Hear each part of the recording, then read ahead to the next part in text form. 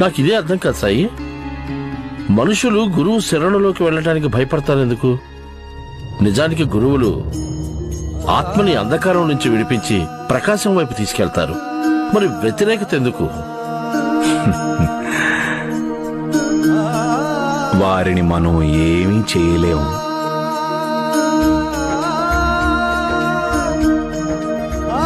చెయ్యాల్సిన అవసరం కూడా మనకి లేదు.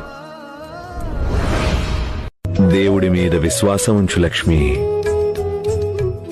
మనసు మంచిది, కర్మలు మంచివి, కానీ కాలం బాగోలేదు.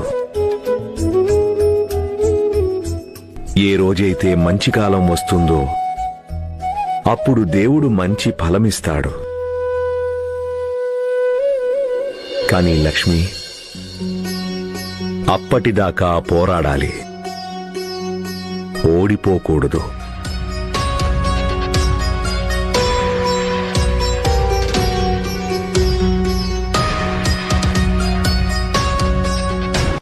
ఇది వాళ్ళ దృష్టికోణాన్ని బట్టి ఉంటుంది లక్ష్మి.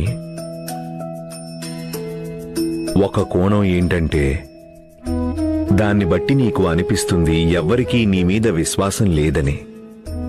కానీ మరో దృష్టికోణాన్ని బట్టి చూసావనుకో, నా వాళ్ళందరూ నా మీద ఇంత నమ్మకం ఉంచారు కాబట్టి నేను సాధించి తీరాలి అని అనిపిస్తుంది. ఒకవేళ నీలో ఈ పట్టుదల ఉంటే అప్పుడు ఈ మొక్కలాగా ఒకనాటికి నువ్వు కూడా వికసిస్తావు.